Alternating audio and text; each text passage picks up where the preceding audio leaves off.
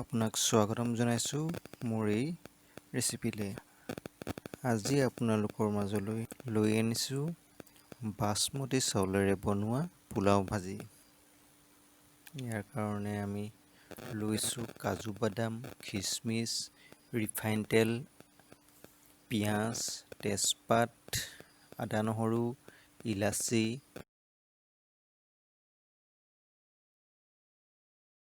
চেনি 1 চামুচ আৰু নিমখ আধা চামুচ। চাউলখিনি প্ৰথমে 20 মিনিট আমি তিয়াই থ'ম।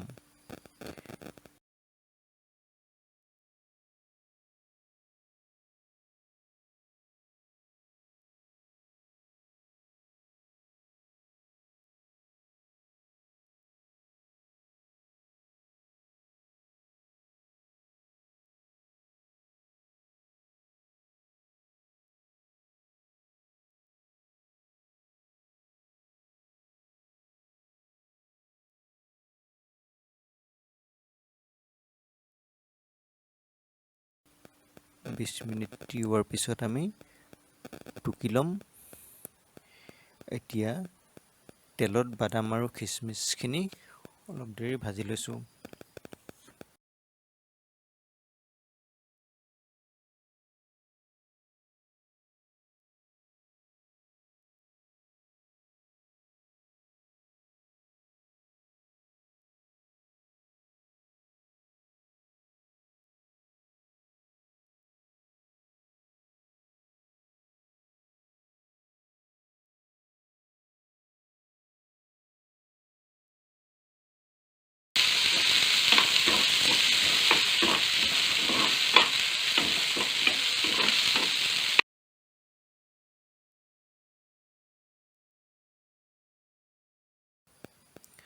ভজা হৈ গ'লে আমি কুকাৰটো পাতিম।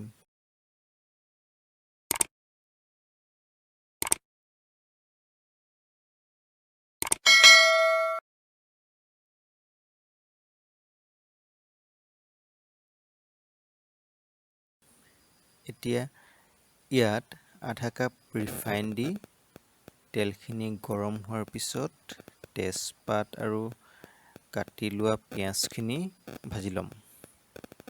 লগতে ইলাচিও দিম।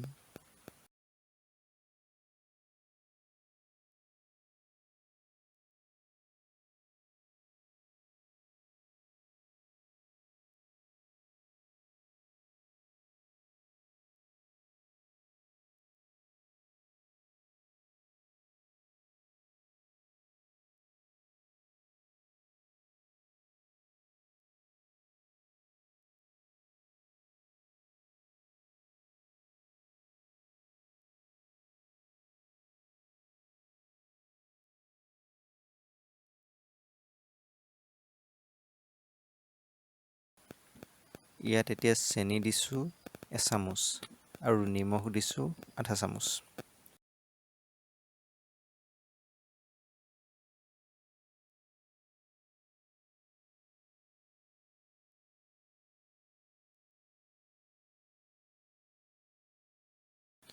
পিচি লোৱা আদা নহৰুখিনিও দি ল'লোঁ।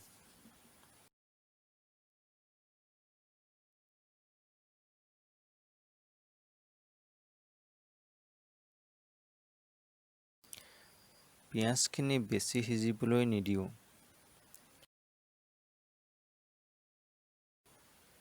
এতিয়া চাউলখিনি দিবলৈ হ'লেই।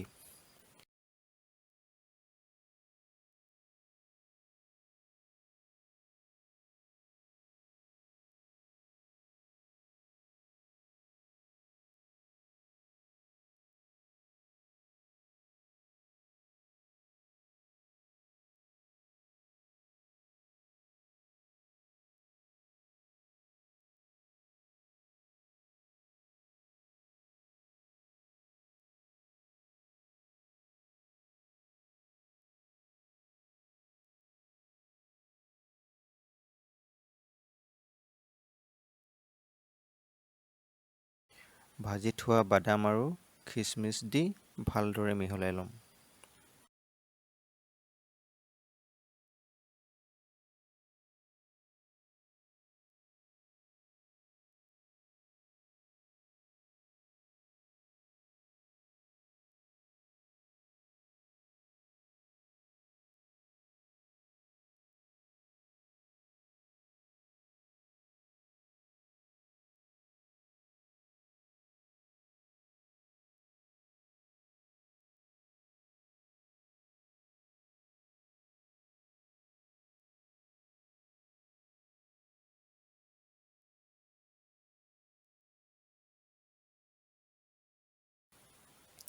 ভালদৰে মিক্স হোৱাৰ পাছতহে আমি 1 মগ পানী দিলোঁ।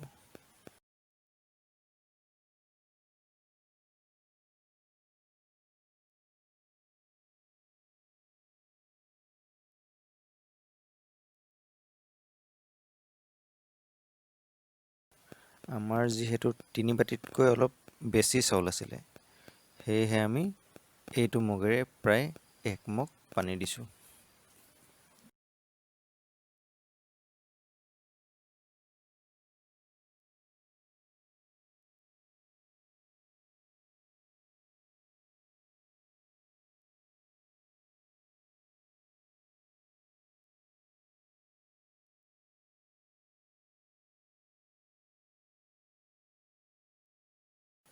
কুকাৰৰ এটা হুইচেল মৰাৰ পাছতেই আমাৰ পোলাও ৰেডি হৈ যাব।